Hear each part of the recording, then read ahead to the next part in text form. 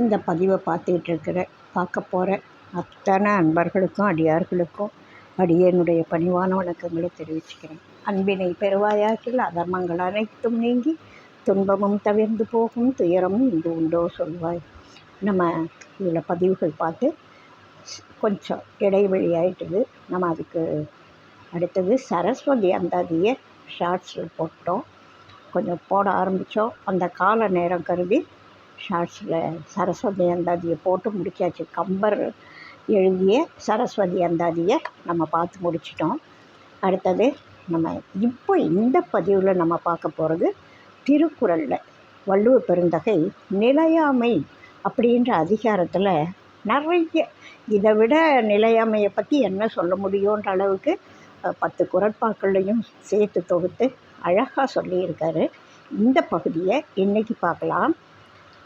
குறள்: நில்லாதவற்றை நிலையின என்றுணரும் புல்லறிவாண்மை கடை அப்படின்றார். நிலையில்லாதது இந்த உலகம், இந்த பொருட்கள், இதையெல்லாம் பார்க்குறப்போ அப்படியே நினச்சி நிற்கிற மாதிரி நாமே நினச்சிக்கிறோம். நிலையில்லாத இந்த பொருட்களை நிலையானது அப்படின்னு நம்ம நினைக்கிறோம் இல்லையா?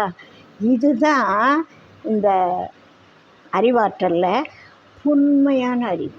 ரொம்ப மோசமான அறிவு துறந்தாருக்கு இது இழிவாகும். நல்லவங்களுக்கு இப்படி நினைக்கிறது ரொம்ப சரியில்லை. நிலையாமை அப்படின்னா நிலையில்லாத பொருளை நிலையில்லாத பொருள் அப்படின்னு நம்ம புரிஞ்சிக்கணும். நிலையில்லாத பொருளை நிலையானது நம்புறது தான் தப்புன்றாரு.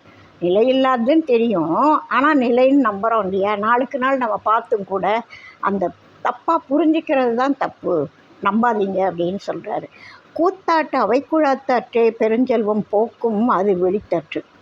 ஒரு நம்ம பெரிய கூத்து நடக்குது, ஏதோ கூத்தோ திரையரங்கமோ காலத்துக்கு ஏற்றவாறு எப்படி வேணாலும் மாற்றிக்கோங்க. அப்போ அவர் கூத்துனாரு, இப்போ திரையரங்கங்கள் கூத்து எல்லாம் இப்போது ரொம்ப குறைஞ்சி போச்சு. கூத்து ட்ராமா அப்புறம் இப்போது திரைப்படங்களாக மாறி இருக்குது. ஒருத்தருக்கு பெரிய செல்வம், நிறைய செல்வம் வந்து சேருது அப்படின்னு வச்சுக்கோங்களேன். அந்த செல்வம் எப்படிப்பட்டது அப்படின்னா, ஒரு கூத்து நடக்குது, அந்த கூத்து முடிஞ்ச உடனே அந்த கூட்டமெல்லாம் கலைஞ்சி போயிடும். அது மாதிரி இந்த செல்வம் உன்னை தேடி வந்திருக்கும், ஏதோ ஒரு காரணத்தால் வந்திருக்கும். ஏதோ ஒரு காலத்துக்கு அப்புறம் அது உன்னை விட்டு விலகி போயிடும். கூத்து பார்க்க வந்த கூட்டம் மாதிரி அதுவும் கலைஞ்சி காணாமல் போயிடும். முழுசாக நம்பாதேன்றார். கூத்து பார்க்குறவங்க கலையிறதெல்லாம் இருக்கட்டும், பார்த்தவங்க வெளியில் தான் போவாங்க. அது மாதிரி புண்ணிய காலம் இருக்கிற வரைக்கும் அந்த செல்வம் நம்மோட இருக்கும். அந்த புண்ணிய காலம் முடிஞ்ச உடனே அந்த செல்வோம் அப்படின்னு சொல்லிட்டு போயிடும். எப்போ வரும் எப்போ போகும் யாருக்கும் சரியாக தெரியாது. நினையாமல் வந்தாலும் வரும், நம்ம எதிர்பார்க்காத நேரத்தில் அடிச்சுக்கிட்டு ஓடிட்டாலும் ஓடிடும். இது நிறைய பேருடைய வாழ்க்கையில் அனுபவம் இருந்தால் நீங்கள் உணருங்கன்றது தான் அவருடைய கருத்து. அற்கா இயல்பிற்று செல்வம் அது பெற்றால் அற்குப ஆங்கே செயல். நம்ம நிலையில் நில்லாத தன்மையுடையது செல்வம். அதை அடைஞ்சவங்க இப்போது ஒரு செல்வம் நம்மகிட்ட வந்திருக்குன்னு வச்சுக்கோங்களேன். ஆஹா, செல்வம் வந்திருக்கு, இப்போ தான் நம்ம பல நல்ல காரியங்களை செய்திட முடியும், அது இருக்கிறப்பவே செய்துடுவோம் அப்படின்னு செய்துடுங்க. அதுக்கான சரியான நேரம் இதுதான். அந்த அறக்காரியங்களை செய்துடுங்க. ஏன்னா செல்வம் இருந்தால் தானே அறக்காரியங்கள் நிறைய செய்ய முடியும். இப்போ வந்திருக்கு, அதை இதுதான் சரியான நேரம்னு செய்துடுங்க. பதுக்கி ஒதுக்கி சேமிப்போன்னு நினச்சிக்கிட்டு பாடுபட்டு தேடி பணத்தை புதைத்து வைத்த கேடுகெட்ட மானிடரே கேளுங்கள் அப்படின்னு சொல்லுவாங்க. அது போல் இல்லாமல் இதுதான் சரியான நேரம்னு அறச்செயல்களை செய்யுங்க. நிறைய புண்ணியம் நம்மோட இருக்கும், செல்வம் போயிடும். அதனால் அந்த செல்வத்தை கொண்டு, நம்ம கைக்கு வந்த செல்வத்தை கொண்டு நற்காரியங்களை செய்யுங்க அப்படின்னு சொல்கிறார். நாள் என ஒன்று போல் காட்டி உயிர் ஈரும் வாழது உணர்வார் பெறின் அப்படின்னு சொல்கிறார். ஒரு நாள் அப்படின்றது ஒரு கால அளவு. நம்முடைய தேவைக்காக, நம்முடைய வாழ்க்கை வசதிக்காக நாம் வச்சுக்கிட்ட ஒரு கால அளவு. சூரியோதயத்தை கணக்கு வச்சு, சூரியன் நம்ம கண்ணுக்கு மறையிறத கணக்கு வச்சு நம்ம ஒரு நாள்னு வைக்கிறோம். சூரியன் மறையிறதும் இல்லை, தோன்றதும் இல்லை, அது பாட்டுக்கு இருக்குது. நம்ம பூமி சுற்றுறதுனால தோன்றுவதாகவும் மறைவதாகவும் நாம் எடுத்துக்கிறோம். அந்த கணக்கு நம்முடைய தேவைக்கு நாம் வச்சது. அந்த நாள் அப்படின்றத காட்டிட்டு அதை நம்ம உணரணும். ஒரு நாள் அப்படின்னா அது அடிச்சிட்டு போயிட்டே இருக்கும். இதனால் இந்த ஒரு நாளானால் நம்முடைய வாழ்நாளில் ஒரு நாள் குறையுதுன்னு ஒரு கணக்கும் இருக்குது இல்லையா? அந்த அது ஒரு வாழ் மாதிரி. ஒரு நாள் போனால் வாழ்க்கையில் ஒரு நாள் போயிருக்குன்னு அர்த்தம் நம்முடைய ஆயுட்காலத்தில். அதுபோல் அதையெல்லாம் புரிஞ்சு நடந்துக்கோங்க அப்படின்றது தான் அவருடைய நல்லுபதேசம். நாச்சற்று விக்குள் மேல் வாராமுன் நல்வினை மேற்சென்று செய்யப்படும். ஆஹா, பேச முடியாத அளவுக்கு இது முதுமையை கண்ணால் பார்க்குற, அந்த இறுதி கட்டத்தை கண்ணால் பார்க்குற வாய்ப்பு இருக்கிற எல்லாருக்கும் இந்த நிலைமை தெரியும். பேச முடியாது. கடைசி நேரத்தில் அதாவது பால் ஊற்றுறது அப்படின்னு சொல்லுவாங்க. அவங்களுக்கு ஆசை இருக்கும், உணர்வு இருக்கும், ஆனால் பேச்சு வராது. பேச முடியாதபடி நாவினை அடக்கி விக்குள் எழுவதற்கு முன்னமேயே அறச்செயலானது விரைவாக செய்யப்படுதல் வேண்டும். அதை கடைசி நேரத்தில் நம்ம என்ன நினச்சாலும் பண்ணவே முடியாது. ஈவன் சொல்லிட்டு போகலான்னு நினச்சா கூட சொல்ல முடியாத அளவுக்கு ஆகிடும். அதனால் முன்னாடியே அதெல்லாம் செய்திருங்க. நீங்கள் நல்லா இருக்கிறப்பவே செய்திருங்க. அந்த பேச்சு செயல், நம்முடைய பேச்சு செயல்பாடு எல்லாம் நல்லா இருக்கிறப்பவே அந்த அறக்காரியங்களை பண்ணிடுங்க. கடைசி நேரத்தில் நீங்கள் என்ன தான் நினச்சாலும் செய்ய முடியாமல் போயிடும் அப்படின்றார். நல்ல நிலைமையில் இருக்கிறப்போ இதெல்லாம் யோசிங்க. நெருநல் உளன் ஒருவன் இன்றில்லை என்னும் பெருமை உடைத்து இவ்விலகு. நம்ம எல்லாரும் வாழ்க்கையில் பார்த்துருப்போம், எல்லாரும் கட்டாயமாக சந்திச்சிருப்போம். நமக்கு தெரிஞ்சவங்க நல்லா இருந்திருப்பாங்க. எப்படியோ அவங்களுடைய இறுதி காலம் வந்திருக்கும். நம்ம கண்ணு முன்னாடி அவங்கள இடுகாட்டுக்கோ சுடுகாட்டுக்கோ அனுப்புவாங்க. நம்மளும் கூட பின்னாடி போய் கொஞ்சம் அவங்க குடும்பத்தாருக்கு ஆறுதல் சொல்லிவிட்டு கிட்டக்க இருந்துட்டு வந்திருப்போம். வாழ்க்கையில் நேற்றுக்கு இருந்தாங்க, இன்றைக்கி இல்லை. இது இந்த உலகத்தோட பெருமைங்க. இப்படிப்பட்ட நிலையாமை இருக்கிற பெருமை உடையது இந்த உலகம். நல்லா தெரிஞ்சுக்கோன்றார். இதில் என்ன பெருமை இருக்குது அப்படின்னா நம்ம உணராமல் இருக்கோம். அது நிலையாமன்றது உண்மை. அதை நாம் புரிஞ்சிக்கலையே அப்படின்றதுக்காகத்தான் அப்படிப்பட்ட ஒரு பெருமை உடையது இந்த உலகம் அப்படின்னு சொல்கிறார். ஒரு பொழுதும் வாழ்வது அறியார் கருதுவ கோடியும் அல்ல பல. நம்ம வாழற காலத்தில் என்ன செய்யணும்னு ஒழுங்காக திட்டம் போட்டிருக்க மாட்டாங்க. அவங்களால செம்மையாக வாழ்க்கையே வாழ்ந்திருக்க முடியாது. ஆனால் உட்காந்து யோசிச்சாங்கன்னா கோடானு கோடி எண்ணங்கள் அவங்க மனசுக்குள்ளே வந்துக்கிட்டே இருக்கும். அதுக்கு ஒன்றும் யாரும் தடை போட முடியாது. சில இறைவனை பற்றி பிடித்தவர்களுக்கு அல்லாது இந்த மனசை கண்ட்ரோல் பண்ணி அடக்கி நீ சிந்திக்காத, எதையும் யோசிக்காத அப்படின்னு சொல்லி எண்ணங்களுக்கு தடை போடுற ஆற்றல் யாருக்கும் கிடையாது. சராசரியான வாழ்வியல் மக்களுக்கு அந்த மாதிரி அது பாட்டு கோடி கோடியாக வரும் ஆசைகள். ஆசையை பிசாசுன்னு சொல்லுவாங்க. அதுபோல் அந்த எண்ணங்கள் கோடி கோடியாக வரும். ஆனால் அவங்களுக்கு எப்படி வாழ்க்கையை நடத்தணும் அப்படின்றது தெரியாமல் கூட இருக்கும். அதனால் யோசிக்கிறத அளவை குறைச்சி செய்கிறத யோசிங்க. இருக்கிற வாழ்க்கையை நல்லபடியாக வாழுங்க. ஒரு பொழுதும் வாழ்வது அறியார் கருதுப கோடியும் அல்ல பல. உடம்பை தனித்துழிய புல் பறந்தற்றே உடம்போடு உயிரிடை நட்பு. நம்ம உடம்புக்கும் நம்ம உயிருக்கும் என்னையா உறவு? எப்படிப்பட்ட உறவு அப்படின்னா, ஒரு பறவை முட்டையிடுது. அந்த முட்டையை அடகாக்கும். கொஞ்ச நாள் கழித்து முட்டையிலேருந்து அதோட குஞ்சு வெளியில் வந்துடும். அந்த முட்டை பொரித்த உடனே அது என்ன செய்யும்? கொஞ்சம் பொறுத்து இருக்கும். சில பறவைகள் அன்றைக்கே கூட ஒரு சில நாட்களில் பறக்க ஆரம்பிக்கும். சில உயிரினங்கள் உடனேயே பறக்க நடக்க தொடங்கிடும். ஒவ்வொரு சில உயிர்களுக்கும் ஒரு மாற்றம் இருக்கும். சில நாட்கள் வித்தியாசம் இருக்கும். அந்த முட்டையிலேருந்து வெளியில் வந்தது என்ன பண்ணும்? அது அதோட ரெக்கை வளர்கிற வரைக்கும் வெயிட் பண்ணும். அந்த ரெக்கை சரியான இறக்கை வளர்ந்த உடனே அது பறந்து போயிடும். முட்டையிலேருந்து வெளியில் வந்தால் பறக்க தயாராகிடும். இறக்கை வளர்ந்த உடனே பறந்து போயிடும். அந்த முட்டைக்கும் அதுக்குள்ளே இருந்ததுக்கும் என்ன உறவு? அது அந்த சரியான பருவம், சரியான அந்த உருவ மாற்றம் வர்ற வரைக்கும் அதுக்குள்ளே இருந்தது. வந்த உடனே பறக்க தயாராச்சு, வெளியில் வந்தது, ஓடு மட்டும் கீழே கிடக்குது.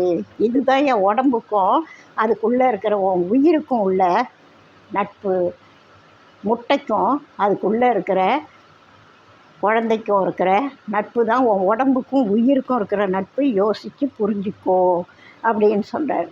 எல்லாமே மனுஷாளுக்கு தெரிஞ்ச விஷயங்கள் நினைவுபடுத்துகிறார், யோசிக்க சொல்கிறார் அவர். அவ்வளவுதான், எல்லாருக்கும் தெரியும்.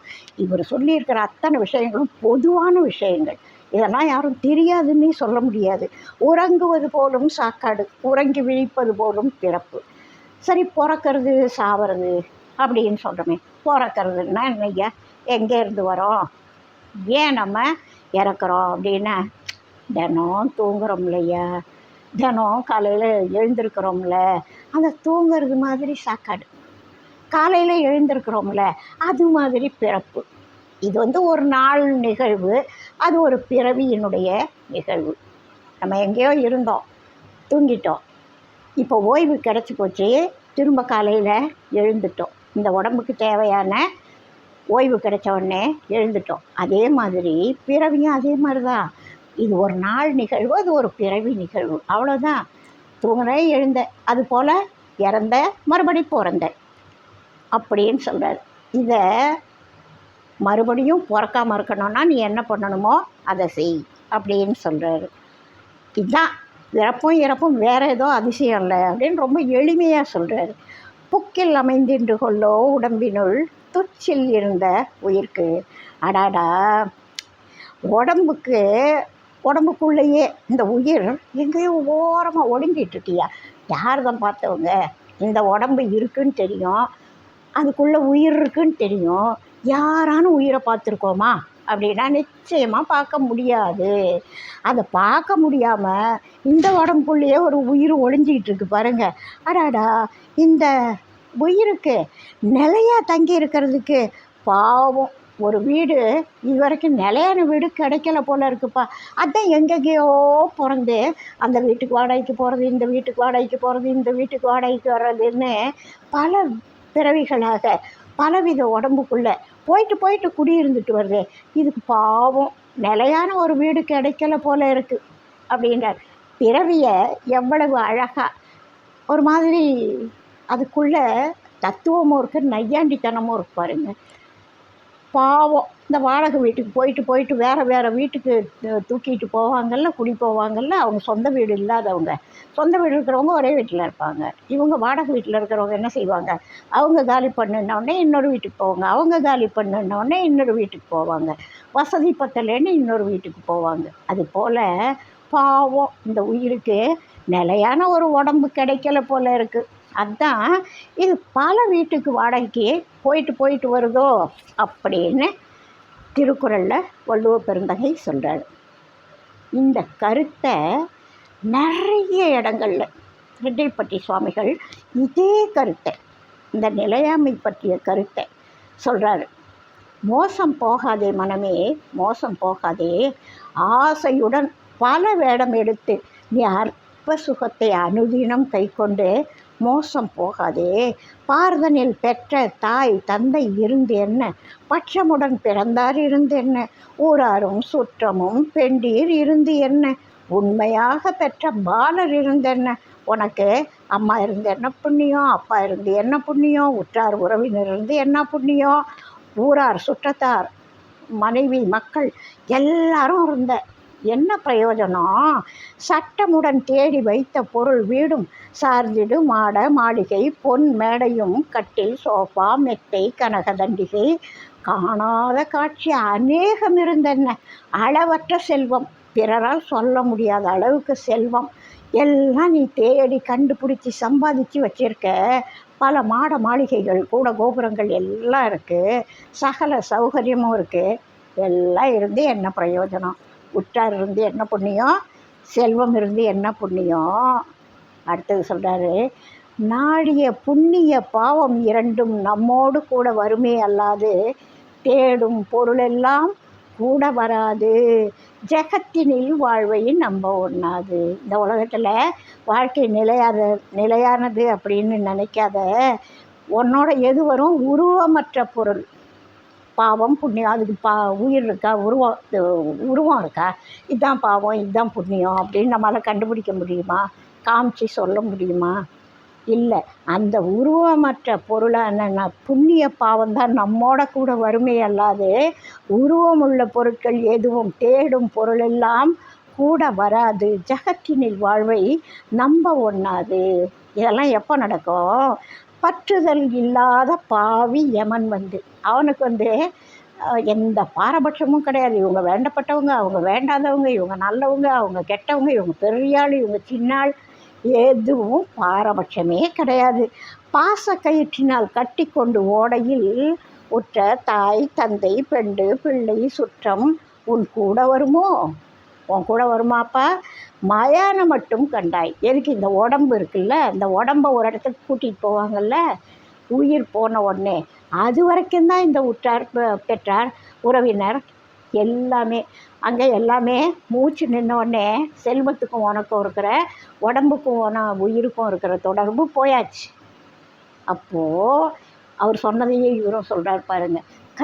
நம்ம கையில் நல்ல செல்வம் அறவழியில் வந்த செல்வமாக இருக்கும் பொழுது, அந்த கையில் செல்வம் வந்த உடனே நீ நல்லது செய்து அதை பாவ புண்ணியத்தை நீ செய்கிறல்ல, பாவம் செய்தால் உனக்கு பாவம் சொந்தம், புண்ணியம் செய்தால் புண்ணியம் சொந்தம். அறக்காரியங்களை செய்து புண்ணியத்தை சேர்த்துக்கொள். அதுதான் அந்த செல்வத்தினால் நீ பெற்ற பயன். இந்த உலகத்தில் உனக்கு ஒரு உடம்பும் உயிரும் இருக்கிறதோட பலன் அதுதான். உண்மையை புரிஞ்சிக்கோ அப்படின்னு சொல்கிறார். இந்த நிலையாமை பற்றிய இந்த பாடல் இன்னும் பல பாடல்களில் ரொம்ப ரொம்ப அதிகமாக சொல்லுவார். வெள்ளியினாலே விளைந்த நகைகளை வேண்டாம் என்றே நினை மனமே அப்படின்னு சொல்லுவார். தங்கத்தினாலே சமைந்த நகைகளை தான் அறியாமலே போடு, சற்றும் யான் விரும்பேன் அது ஓடு, யமன் ஓலை வந்தால் சுடுகாடு, தனதானதை உறவோர்களும் எனதையென விடுவார்களோ, ஜாலம் அல்லோ இந்த கூடு. இந்த உடம்பு ஒரு ஜாலம், இந்திரஜாலம் போல் இந்த உடம்பு ஒரு ஜாலம். இது எப்போ வேணாலும் மறையும். ஜாலம் அப்படின்னாலே மறையக்கூடியது, மாறக்கூடியது, ஒருத்தரால் வித்தை செய்யப்படுவது. நம்முடைய சொந்த முயற்சியினால் இது கிடைக்கல, சொந்த முயற்சியினால் இது இல்லை, சொந்த முயற்சியினால் இது மாற்றமடையாது, உயிர் போகாது. இப்போ யாரோ ஒருத்தர் செய்கிற இந்திரஜாலம் அப்பா. நம்ம இத்தினூண்டாக இருந்தோம், ஒரு பனித்துளி அளவுக்கு இருந்தோம். இன்றைக்கி இதெல்லாம் மாற்றம் அடைஞ்சிருக்கோன்னா இதெல்லாம் ஒரு இந்திரஜாலம். உள்ளுக்குள்ளே கருவில் இருக்கிற குழந்தைக்கு கண், மூக்கு, காது, இந்த உடம்பு உறுப்புகள், உள்ளுறுப்புகள், வெளி உறுப்புகள், இது பேசுகிற ஆற்றல், பார்க்குற ஆற்றல், ஜீரணமாகிற ஆற்றல், அத்தனையும் நினச்சி பாருங்கள். எல்லாமே ஒரு ஜாலம்தான். கட்டாயமாக நம்ம உட்கார்ந்து யோசித்தா நம்ம உடம்புக்குள்ளே நடக்கிற இந்திரஜாலங்கள் புரிஞ்சிக்கிறதுக்கே பெரிய விஷயம்.